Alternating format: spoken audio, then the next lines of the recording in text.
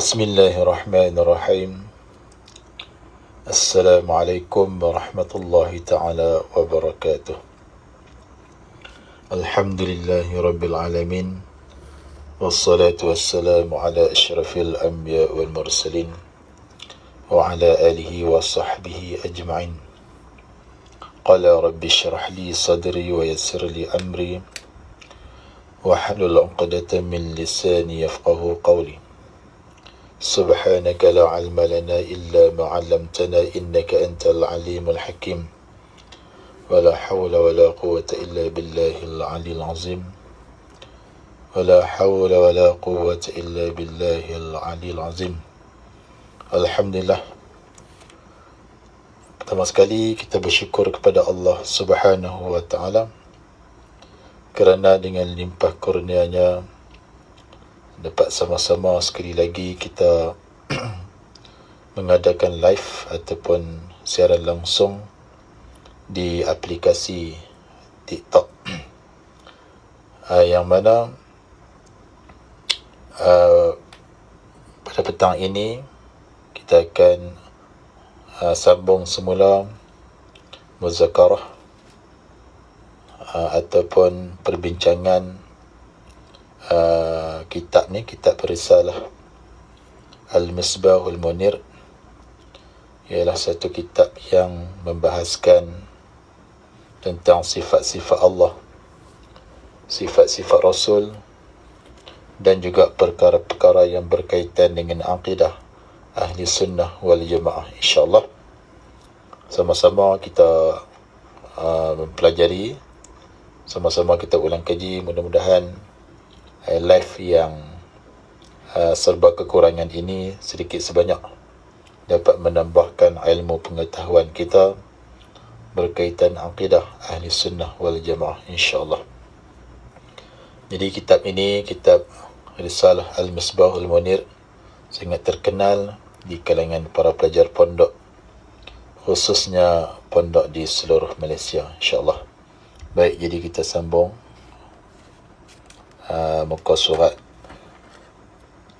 Kita sambung muka surat 36, muka surat 36, yang mana kemarin kita dah bahas berkaitan dengan sifat istighna Allah Subhanahu wa ta'ala dan juga sifat iftiqar. Istighna bermaksud Allah Ta'ala terlepas dari yang lain daripada Allah Ta'ala lah. Maknanya tidak ada sangkut paut dengan yang lain daripada Allah Ta'ala. Dan juga iftiqar bermaksud yang lain daripada Allah Ta'ala berhajat dan berkehendak kepada Allah Subhanahu wa ta'ala. Baik, jadi petang ni kita sambung ke surat 36 bawah sekali. Qala musannifu rahimahullahu ta'ala wa naf'ana bi'ulumihi fid darain amin. Faidatun ay hadhihi faidatun. Kalau kita mengaji ilmu bahasa Arab, faidatun dipanggil khabar. Khabar bagi mubtada yang mahzuf. Khabar bagi mubtada yang mahzuf, kita takdir mubtada ada ay hadhihi. Ay hadhihi bermula ini, faidatun ialah satu faedah. Ini suatu, bermula ini itu dipanggil mubtada.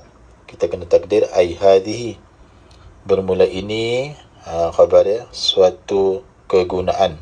Faidatun iaitu satu kegunaan. yakni faedah di sini dikehendaki di sini faedah ilmu nah. Kegunaan ilmu. Kerana ada dua lah. Yang pertama faedah harta. Faedah ni ada dua. Yang pertama faedah harta. Yang kedua faedah ilmu lah. Dikehendaki di sini ialah faedah ilmu. Qala musannif, barang siapa mati dengan kalimah yang pertama. Baik, ini hadis Nabi lah. Ini mafhum daripada hadis Nabi SAW. Barang siapa yang mati dengan kalimah yang pertama, iaitu kalimah yang pertama tu la ilaha illallah. Itu adalah kalimah yang pertama. Itu adalah kalimah yang pertama. Itulah la ilaha illallah. Yakni seseorang yang mati, yang habis suara. Yang habis suara mulutnya dengan kalimah syahadah. Ini kalimah yang pertama tadilah.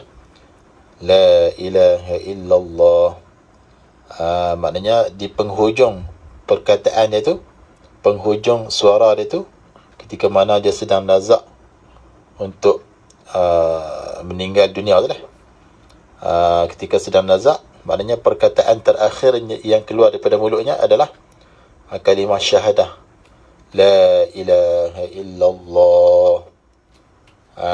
Maka nescaya dimasuk akan dia. Nescaya dimasuk akan dia, akan orang yang mengucap ataupun berkata la ilaha illallah. Ketika mana penghujung hayatnya tu, masuk tu ke dalam syurga. Ke dalam syurga. Sebagaimana tersebut di dalam hadis yang sahih, hadis Nabi yang sahih. Maknanya barang siapa yang nak meninggal dunia, yang ketika nazak yang nak meninggal dunia, yang mana akhir perkataannya adalah kalimah la ilaha illallah, nescaya ia dimasukkan ke dalam syurga. Tersebut di dalam hadis sahih, hadis yang sahih.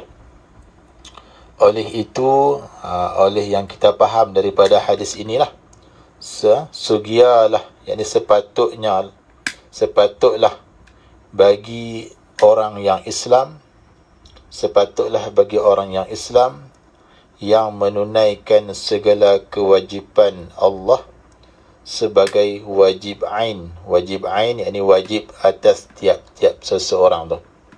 Contohnya wajib ain ataupun wajib syarak seperti sembahyang. Sembahyang tu wajib ain. Maknanya kalau orang tu tak sembahyang, berdosa lah, dia tanggung dosa sendiri pasal dia tak sembahyang. Puasa, contohnya puasa di bulan Ramadan, wajib ain. Kalau tak puasa, dia tanggunglah dosa tersebut. Dan sebagainya. Banyak lagi lah wajib ain. Itu antaranya sembahyang, puasa dan sebagainya, seperti haji bagi yang sudah mampu ataupun yang dah cukup syarat. Dan zakat bagi yang sudah cukup syarat. Kewajipan zakat. Tu. Baik. Dan menjauh segala larangan yang ditegah akan dia, akan segala larangan oleh Allah Ta'ala. Maknanya dia jauh segala larangan yang ditegah akan dia oleh Allah Ta'ala. Bahawa membanyak ia akan menyebut la ilaha illallah. Bahawa yakni sunat, bahawa membanyak ia seseorang akan menyebut la ilaha illallah, yakni berzikir dengan ikhlas, berzikir dengan ikhlas serta mulahazah ia akan maknanya makna la ilaha illallah. Mulahazah maknanya la ilaha illallah, iaitu akan maknanya boleh dua pahala lah. Kita berzikir itu, kita dapat dua pahala. Pahala yang pertama, pahala kita sebut la ilaha illallah. Dan pahala yang kedua adalah sebut di dalam hati kita tu.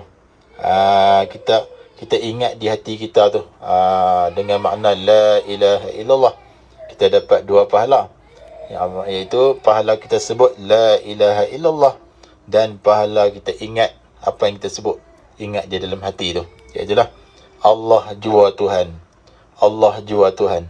Kita dapat pahala. Baik, ikhlas. Bila sebut ikhlas ni maksudnya yakni kerana Allah semata-mata, tiada sangkut, tiada bersekutu pun dengan sesuatu pun. Ikhlas, tidak ada riak, sum'ah, ujub dan sebagainya.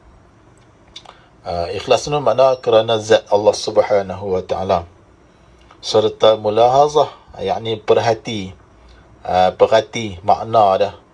Perhati ia seseorang akan maknanya, makna la ilaha illallah. Apa makna dah? Apa maksud la ilaha illallah? Iaitu Allah jua Tuhan. Maknanya ketika mana disebut la ilaha illallah, di dalam hati dia terjemah dengan Allah jua Tuhan. Allah jua Tuhan. Baik.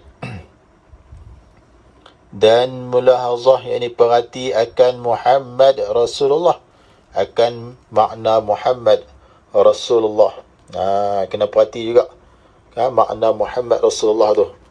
Makna Nabi Muhammad itu adalah utusan Allah.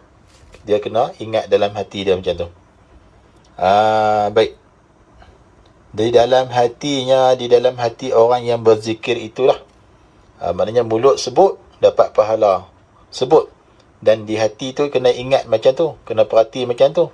Allah jua Tuhan. Nabi Muhammad itu pesuruh Allah. Maka dia dapat pahala dua lah. Pahala ingat di hati satu. Pahala sebut di mulut satu. Sebab apa? Supaya sempurna berzikir dengan dia. Sempurna berzikir dengan dia. Apabila kita sebut dan kita ingat di hati, maknanya kita telah berzikir dengan sempurna. Kalau kita hanya sebut di mulut tetapi di hati kita tak ingat makna dia, maka berzikir tersebut tidak sempurna. Pahala tetap dapat, cuma pahala sebut sahaja. Pahala ingat di hati tu tak dapat. Qala musannif, kerana demikian itu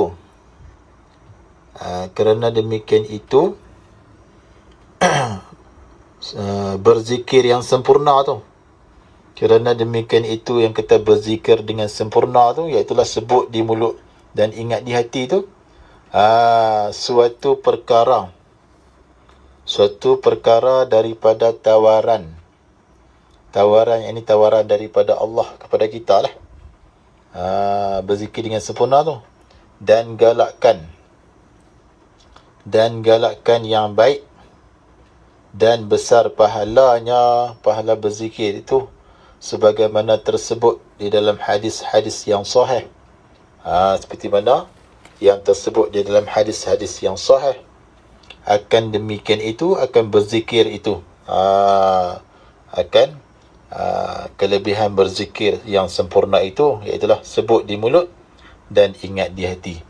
La ilaha illallah, Allah jua Tuhan, Muhammadur Rasulullah, Nabi Muhammad itu utusan Allah.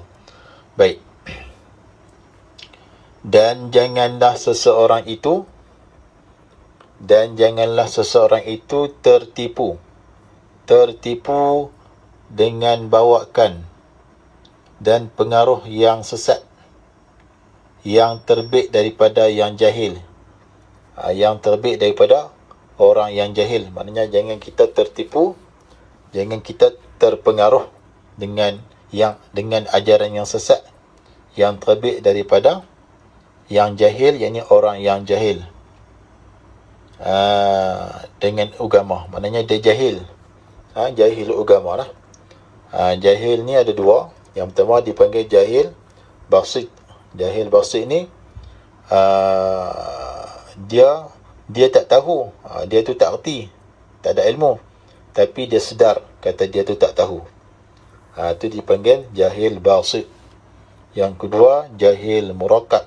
Jahil murakkab ni jahil bersusun. Murakkab maknanya bersusun, dua kali jahil. Yang pertama, diri dia tu jahil, tak erti, bodoh. Yang kedua, dia jahil, dia tak tahu kata diri dia tu tak tahu, dua kali tak tahu. Jadi yang tu dipanggil jahil murakkab.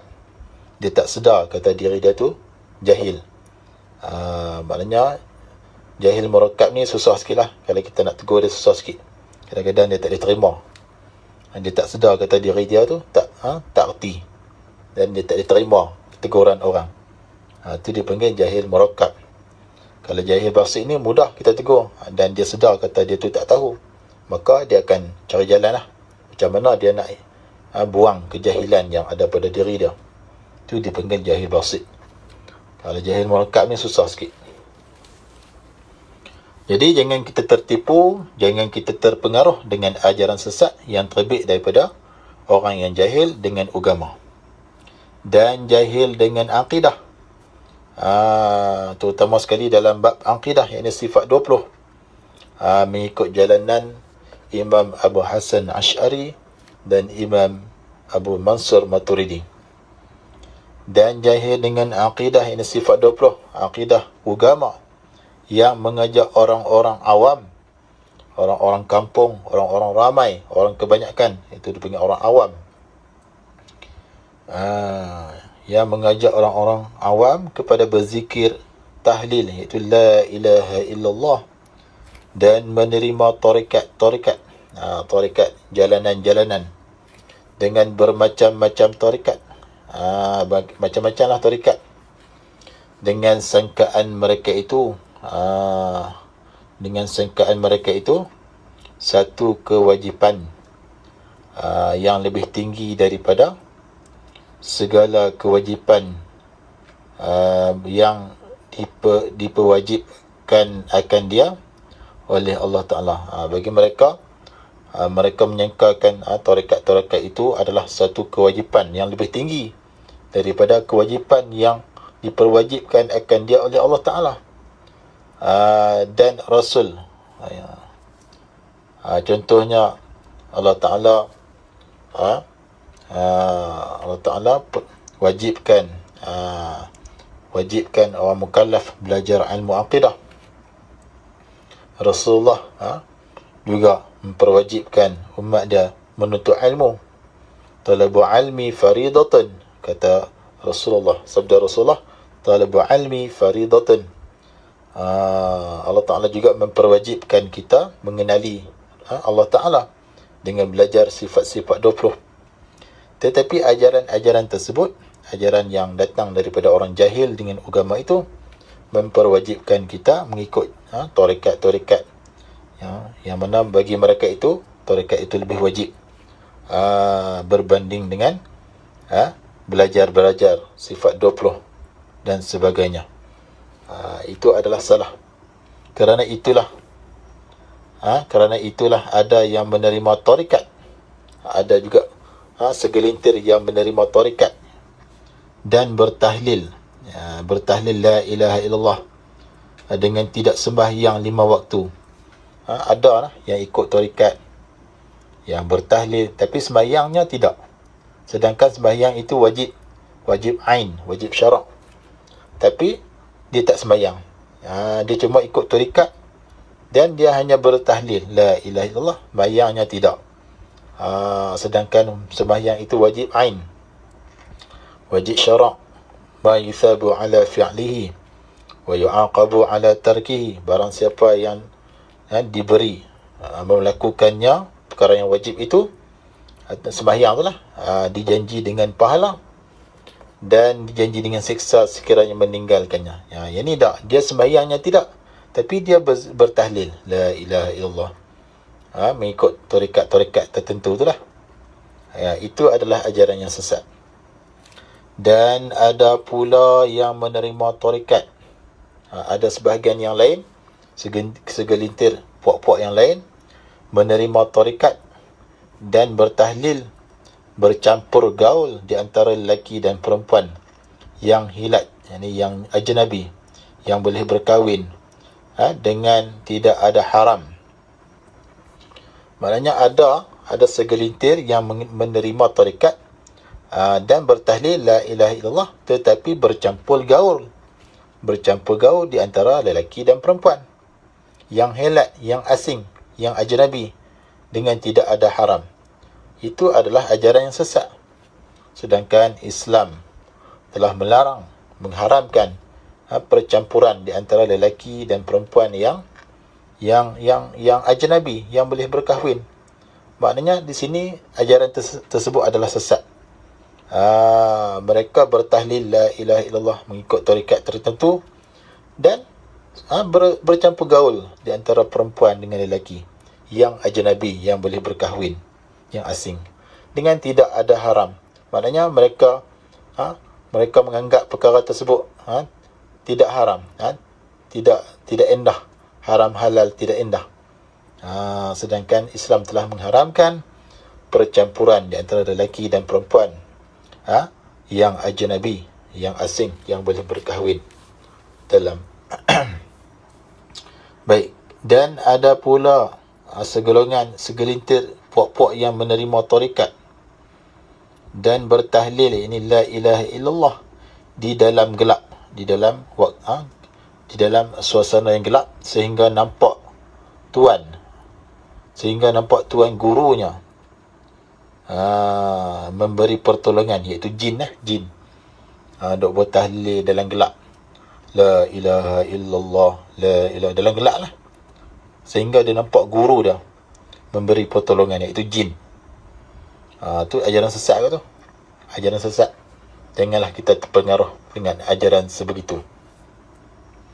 Dan ada pula yang menerima tarikat dan bertahlil dengan tidak mengetahui dan tidak belajar hukum-hukum agama, itulah fiqh, tauhid, tasawuf, serta menghukum pula akan orang yang duduk belajar hukum-hukum agama itu. Contohnya seperti kita adalah ilmu kulit. Mereka mengatakan kita yang duk belajar ni, mereka kan menghukum kita pula. Mereka mengatakan kita ni duk belajar ilmu kulit. Tu bahaya lah, ajaran sesat. Mereka duk bertahlil dengan mereka itu tidak mengetahui dan tidak belajar hukum-hukum agama. Mereka hukum pun mereka tak tahu, halal, haram, wajib, yang mana halal, yang mana haram, yang mana wajib, yang mana haram, yang mana makruh, yang mana sunat, yang mana harus. Mereka tak erti, mereka tak belajar. Dan mereka hukum kita ni pula, yang duk mengaji ni, mereka hukum kata kita ini mengaji ilmu kulit, yang tidak berguna langsung. Mereka kata kita ni belajar ilmu kulit yang tak berguna langsung. Mereka hukum kita, sedangkan mereka itu jahil. Mereka jahil.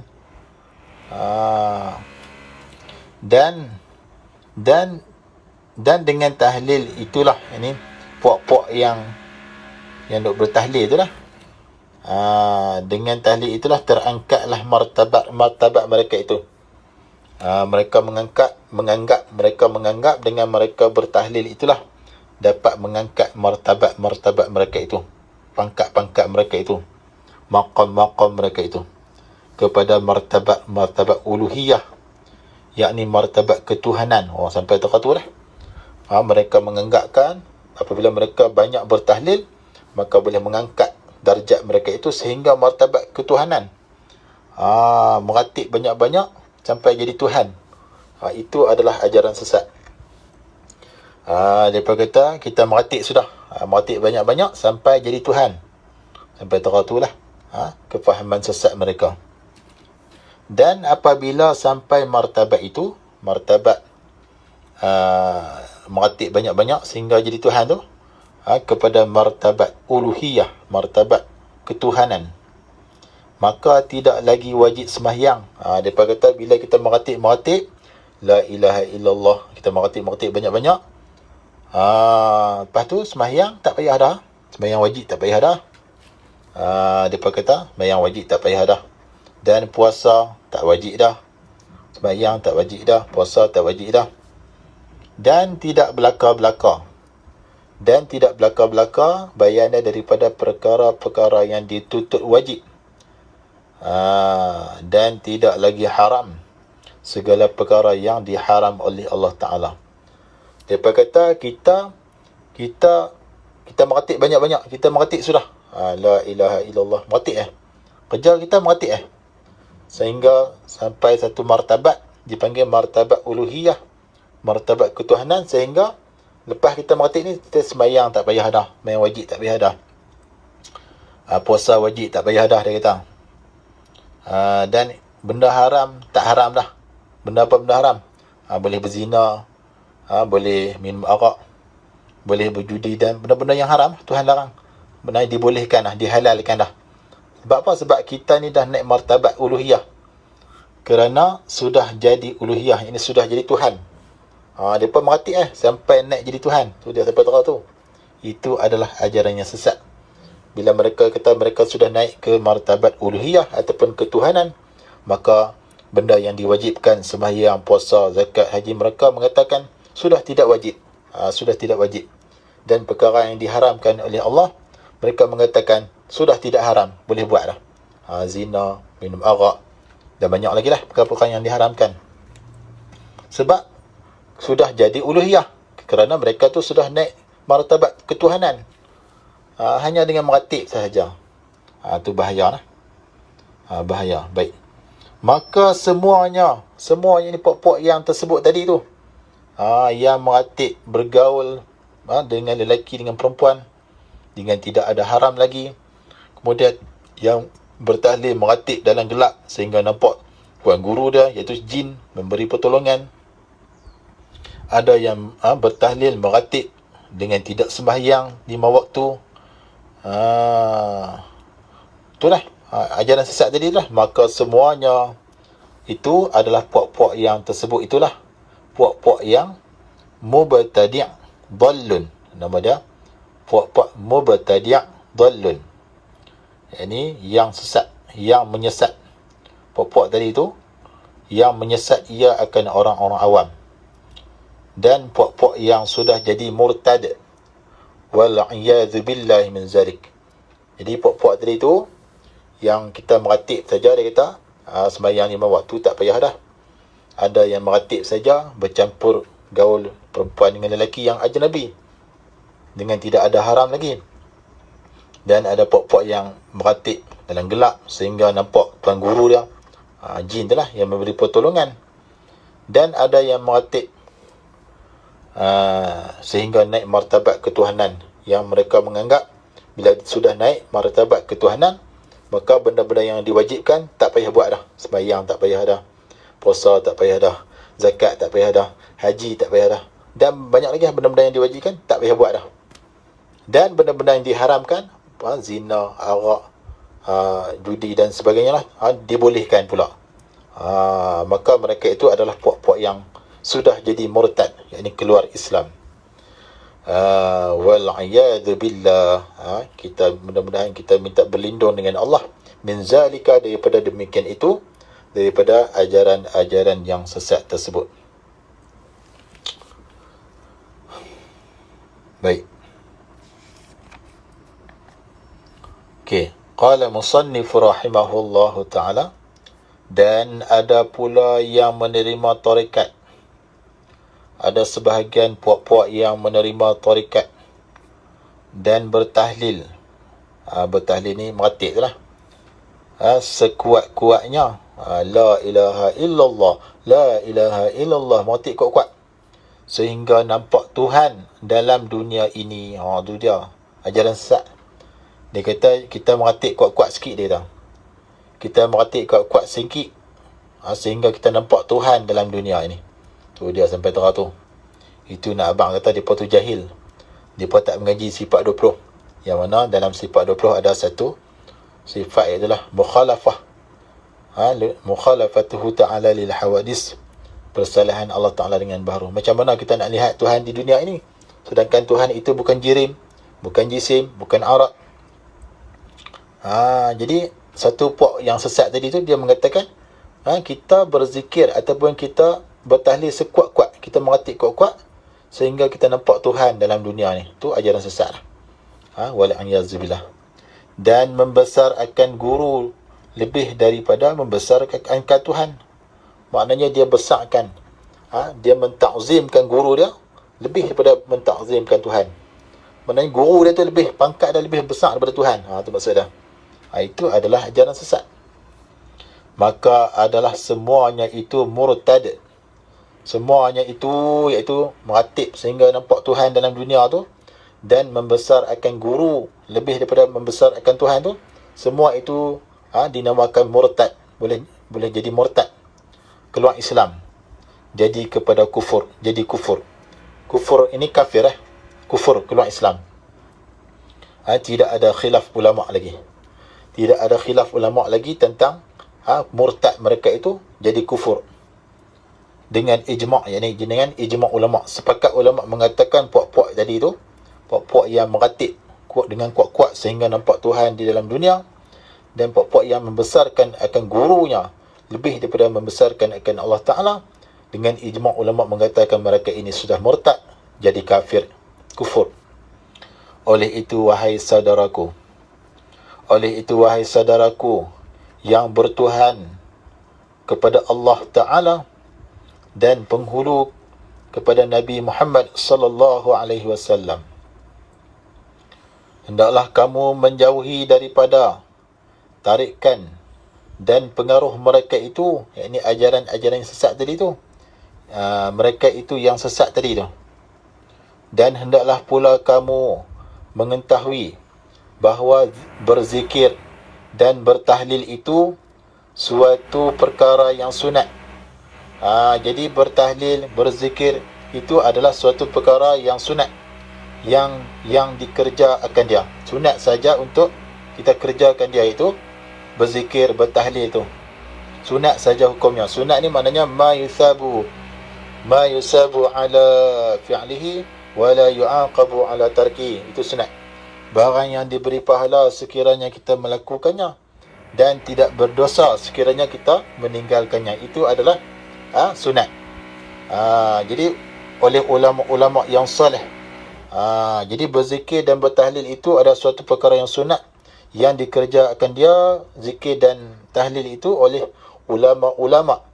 Ulama ni maknanya orang yang bersifat dengan ilmu, yang salih, yang baik-baik, itulah yang mengerjakan amalan yang wajib dan mengerjakan amalan yang sunat. Selepas daripada mereka itu ulama-ulama melaksanakan kewajipan mereka itu, kerana mereka itu ulama-ulama tadi takut merugi akan masa bagi mereka itu sendiri. Sebab itu mereka berzikir dan bertahlil. Walaupun perkara itu sunat, tetapi mereka memperwajibkan bagi diri kita untuk melaksanakan, melakukan berzikir dan bertahlil, kerana mereka mengatakan rugi masa kalau kita tak berzikir, kalau kita tak bertahlil. Tu.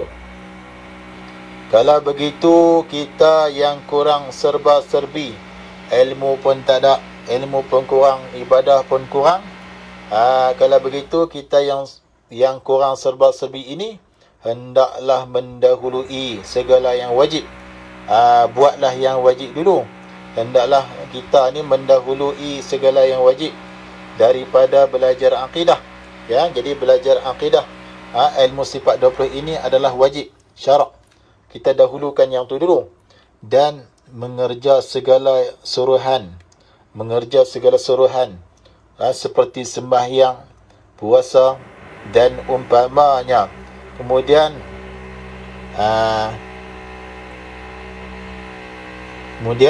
apa ni? Celak dan celah gatik. Yang ni selit. Jalqin dan celah gatik. Satu maknalah, yakni selit. Dan kemudian selit di samping itu mengerjakan yang sunat-sunat, seperti sembahyang sunat, puasa sunat dan perkara-perkara yang lain sunat lah, baca Quran kan, berzikir kan, supaya tidak terlalu rugi, supaya kita ni tak buang masa begitu sajalah, dan sampai membiasakan diri kita buat perkara yang sunat tadi tu, sampai membiasakan diri pada mengerjakan segala yang disuruh, yakni daripada perkara yang wajib dan sunat, supaya tidak puas, supaya tidak puas dan jemu, supaya kita buat perkara yang wajib dan yang sunat itu tak puas dan tak jemu, duk buat sedia. Dan jikalau kamu terlalu tekun, terlalu rajin, bersungguh-sungguh diri kamu, kemungkinan kamu akan jadi jemu. Jadi kita buat, kita rasa kita mampu, kita buat. Walaupun sikit, yang penting berterusan. Itulah dipanggil istiqamah. Jangan kita terlalu rajin buat, tapi buat sehari esok tak buat lah. Kita nak walaupun kita buat sikit, tapi berterusan. Itulah dipanggil istiqamah. Al-istiqamah khairun min alfin karamah. Bermula istiqamah itu terlebih baik daripada 1000 karamah. Baik, maka Allah Ta'ala pun jemu pada memberi balasan kepada kamu. Dah kamu jemu nak buat amalan tu, buat sekali buat, sekali buat banyak, lepas tu jemu. Tak maulah macam tu. Jadi Allah pun jemu nak bagi balasan. Biarlah kita buat sikit, yang penting berterusan. Sabda Nabi SAW, Inna Allah la yamallu walakin tamallu. Artinya bahawa sesungguhnya Allah Ta'ala tidak jemu, tak berasa puas nak memberi pahala. Tidak jemu ini tak berasa puas nak bagi pahala. Yang ni duk nak beri pahala saja. Sebenarnya Allah Ta'ala tu tidak jemu pada memberi pahala. Allah tu tak jemu nak bagi pahala kat kita. Dan tetapi kamu tu terlebih dahulu jemu pada mengerjakannya. Kita duk jemu nak buat kebaikan tu, tapi Allah Ta'ala tak jemu nak bagi pahala. Tak rasa puas nak bagi pahala.